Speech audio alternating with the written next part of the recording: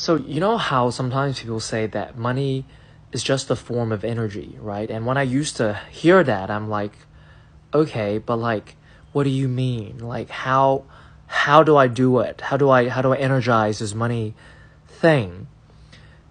And what I realized is if you actually just live your life the way you want to live and your highest vibration, your highest excitement, all that, right?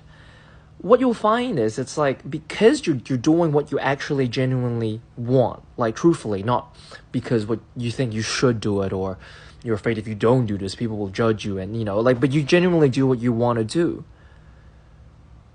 What you'll find is you raise your vibrations, right? Your frequency, if you want to get woo woo, your energy, right? And then it's like when you're in that higher state of mind or spirit or vibe or what have you, things naturally seems to just get attracted to you, and one way or another you're able to just serendipitously or synchronistically take care of yourself, right? You might be worried about rent or food or X, Y, and Z, but it's like if you just genuinely followed your heart in the way that you know how to follow your own heart, which takes practice, of course.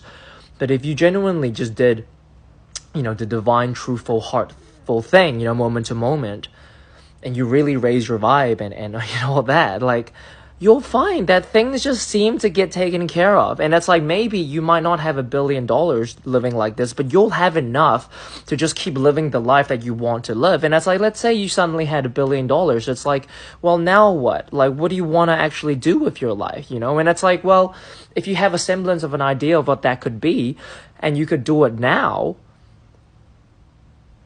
well, then it's like, it's worth an experiment, rather than feeling like I have to do a lot of things I hate in order to do the things I want. It's like, well, have you just tried doing, even a little bit, like the minimum amount of the thing you want, and see if that actually allows you to sustain your life? And I have a sneaking suspicion that if everyone actually lived the way they wanted, not to say you're going to be completely irresponsible, but actually just try and live what you generally want, which can be hard to find. But if you actually did that, you'll probably find that you're actually going to be super supported in doing that than doing things out of fear because you feel like if you don't do this, something bad is going to happen. It's worth an experiment.